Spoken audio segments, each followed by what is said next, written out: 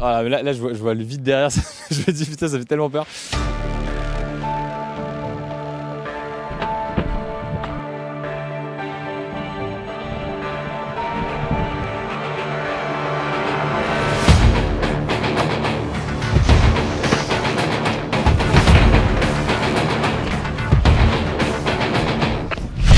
Le conseil, tombe pas, ne tombe pas.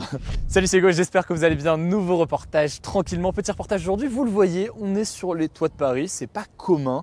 Qu'est-ce qu'on va faire ici? C'est très simple. Il y a une discipline qui s'appelle le parcours, qu'on appelle aussi le freerun. C'est deux disciplines un peu différentes. Et on est sur les toits de Paris aujourd'hui pour découvrir qu'est-ce que c'est. Vous avez sûrement déjà vu des images, des vidéos sur Instagram, sur YouTube, sur TikTok. Maintenant, on est avec eux en fait, avec des professionnels de parcours et de freerun pour comprendre qu'est-ce qu'ils font, comment ça fonctionne. Du coup voilà, ils sont juste derrière moi et puis on va aller les rencontrer tranquillement.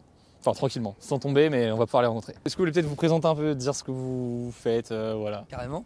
Moi perso c'est Simon. Il y a Vide.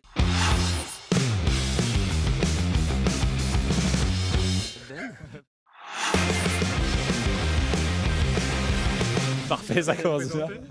Ça commence bien. On fait partie d'un groupe de freerunners et en fait l'idée c'est d'utiliser notre corps et le décor qui nous entoure et de développer des gestuels. Voilà, on est passionné par ça. On parle de parcours, on parle de freerun.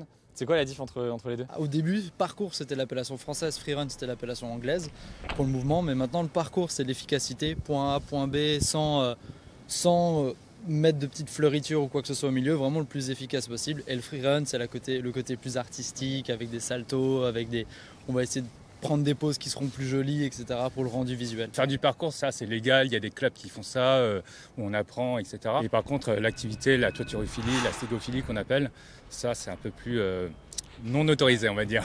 Ouais, c'est une piste de ouf, non? Ça va? Ouais, ça va. Ça va. Hop.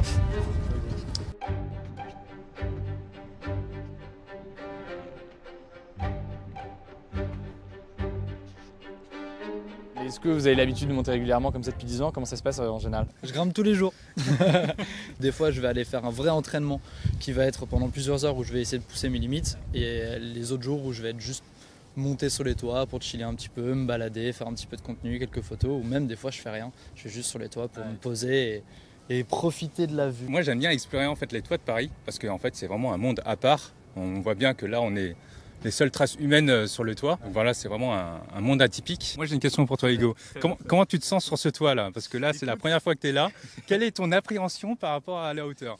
Moi ça va parce que là surtout j'ai une petite distance de sécurité. Moi c'est juste dès que je vous vois, je me dis mais ça il y a quand même, on est 1 mètre à 1 mètre du vide là, tu vois, je me dis ça paraît pas ultra safe. Je comprends complètement le côté, avant même de parler de parcours, de freerun, machin, le côté d'être sur les toits et de voir Paris différemment. On est au centre de Paris, c'est très calme. Et de voir des vues comme ça, des trucs, je comprends pourquoi ça peut fasciner. Et ce que tu disais, pas forcément de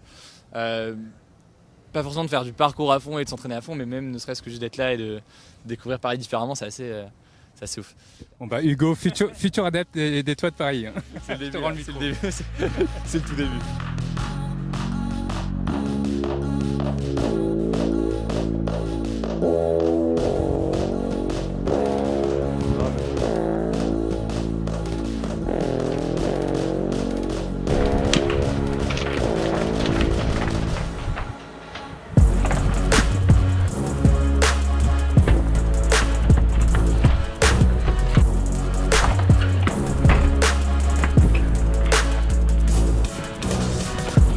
Il y a quand même une notion de risque dans ce que vous faites sur cette discipline. Comment est-ce que vous évaluez ce risque-là? Comment est-ce que vous faites quelque chose ou ne le faites pas? Comment se fait cette prise de décision par rapport à des choses qui peuvent être risquées?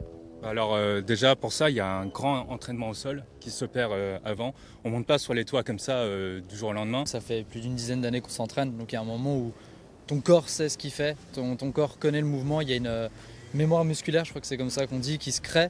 Et moi je sais que personnellement, si je me mets au bord d'un saut, juste le regarder comme ça, je vais savoir si je peux le faire ou si je peux pas le faire, ou si je vais avoir du mal à le faire, ou si je vais devoir pousser plus ou pas assez. J'ajouterais que cette notion de danger, elle est très existante dans notre pratique, on nous en fait part très souvent. Ça a l'air stable, ça a l'air fiable, mais on ne se repose pas sur ce que ça a l'air parce que toutes les structures sont fabriquées, on ne sait pas comment et on ne sait pas par qui, on ne sait pas avec quelle faiblesse, donc bien sûr on va vérifier avant.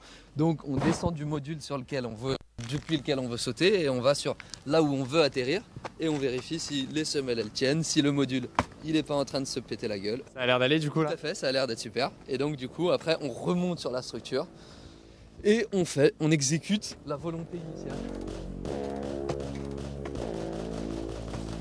Ok. Une fois que tu sais marcher en équilibre par terre et que tu l'as fait pendant des dizaines d'années, tu sais le faire après sur n'importe quoi en hauteur.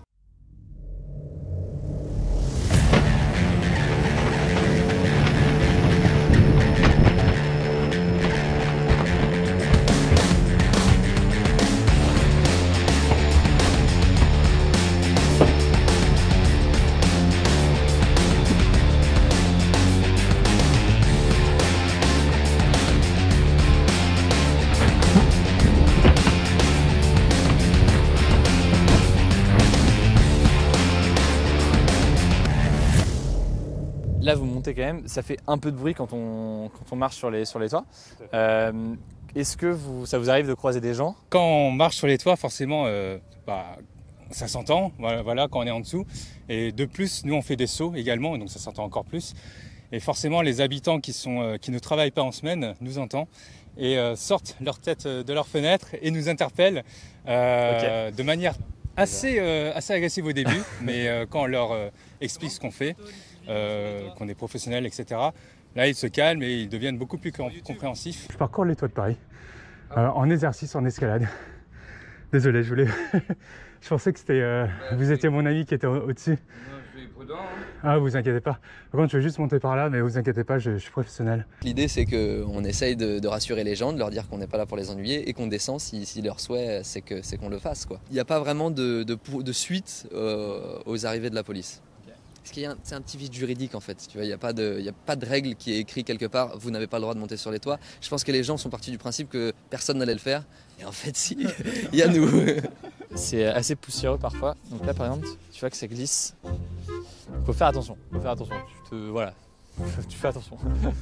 Sinon plus de vidéos quotidiennes, plus d'actu du jour, c'est quand même très dommage, donc on fait très attention malgré tout, et puis voilà, on va les suivre, là-bas.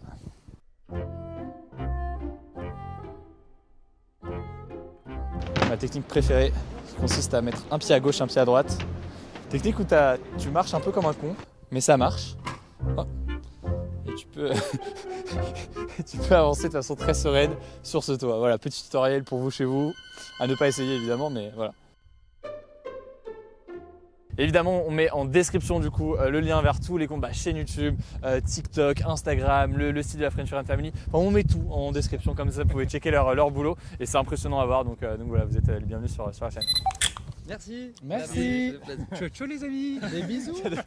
Un reportage qui finit par un merci, c'est quand même beau. Bah ouais, c'est parfait.